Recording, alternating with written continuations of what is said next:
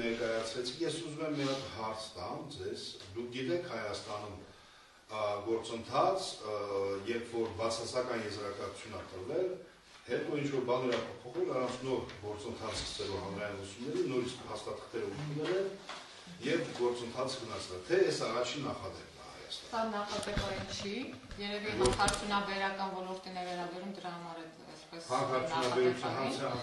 տեսեք, հիմնականում բացասական եզրակացության կազմման հիմքերը հանդիսանում են, երբ որ հաշվետվությունները չեն համապատասխանում նախագծերին։ Այսինքն ընկերությունը առկա խնդիրների լուծման համար պետք է նախագծային փոփոխություն կատարի։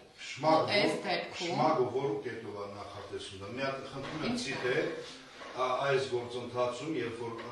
ընկերությանը լիարժեք բացասական եզրակացություն ա տրվել, և ընկերությունը հետո փոփոխություններ արել և նորից փորձաքննական փուլ է։ Ես եթե թույլ կտակ Ես նախարարությանն եմ։ Նախարարության ներկայացնելու ես հողմատի մասով եմ որ իրավաբանեք, ճիշտ է դուք։ Ես նախարարությանն եմ։ Չէ, հիմա ես նախարարությանն եմ։ Ես ուզում եմ պարզել, մի հատ հասկանալ։ Որ օրենքով է։ Օրենքի 16-րդ և 17-րդ օրենք հոդվածների համակցված կարգավորումներից ելնելով մենք կարող ենք դիտարկել առանձնակի, եթե գործունեության ելակետային տվյալների փոփոխություն չի եղել և նույն տեղադիրքն է և համայնքի նախկին ավագանու որոշումը համապատասխանում է նշված գործունեությանը,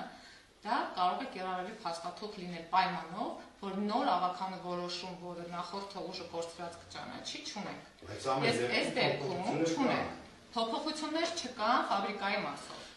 Այդ ամենը քննարկվել և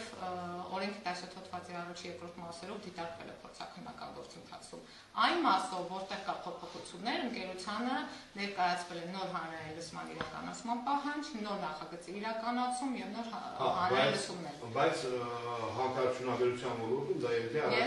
առաջի անգամն է զուտ նրա համար, որ ընկերությունը դերություն վերջացնել։ Հստակեցում չի տալիս, այսինքն կա ինչ-որ օրենսդրական բաց, որտեղ չկան հստակ սահմանափակումներ և կարելի ասել մենք օգտվում ենք։ Ոչ թե օգտվում ենք, սխալ ձևակերպում եք տալիս նշված հարցին։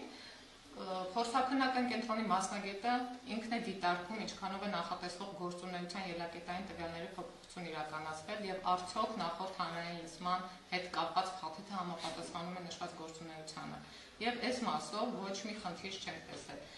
Նույնիսկ եթե հանքարդյունաբերական ոլորտ ընկերությունը նշված հարցերի լուծումը ապահովելու համար պետք է իրականացնել նախագծի փոփոխություն։ Եթե համալիր ներկայացվել, ոնց որ նախորդ անգամ է ներկայացվել, այդ դեպքում բնականաբար նոր հանրային լսում է իրականացվելու։ Բայց նախընտրել է մասնա ներկայացնել և այս դեպքում նաև նախարարությունն է նախընտրել, որպեսզի գործընթացները ավելի մանրամասն ուսումնասիրվի, արտախնդիրները բացահայտվի և լրացուցիչ, այսպես ասած, բեռ է դրվել ընկերության վրա, երկու փորձաքննական գործընթաց իրականացնելու, պետքուրքի մասով հավելումներ անելու և ժամկետների մասով, որտեղ իրականում շատ ավելի ծանր վիճակում ընկերությունը գտնվում և նախընտրելի տարբերակ է նախարարության համար, այսպես փորձաքննական գործընթացը։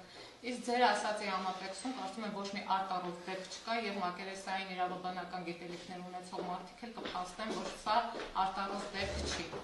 Այսինքն փաստորեն մինչև հիմա Հայաստանում, քանի որ այս պրակտիկան չի կիրառվել, շրջակա միջավայրի նախարարությունում մասնագիտական ներուժը պակասում է, որ նոր սկսվեց այս պրակտիկան կիրառվել։ Ես կոմպետենտ չեմ ձեր հարցին պատասխանելու, երևի վերադասության սկզբունքով ինչ-որ ձեր փորձեք ներկայացնել ձեր հարցը։ Չէ, քանի որ դուք ասացիք դա պարզ է, բայց փաստորեն պրակտիկան Հայաստանում քիչ չի լինում, որովհետև ընկերությունները նախընտրում են ոչ թե առանձին նորից գործընթացներով փորձաքննության, գիտեք ժամկետները ինչքան երկար է, առանձին անցնելու փոխարեն ուղիղ խնդիրները և միանգամից մի փաթեթով ներկայացնել, դա բնականաբար ենթադրում է նախագծի փոփոխություն, խնդիրների լուծման մասով և նոր ավագանու հանրային լսումների իրականացում։ Հիմնականում ընկերությունը առաջնորդվում են այդ տրամաբանությամբ, որտեղ նախագծային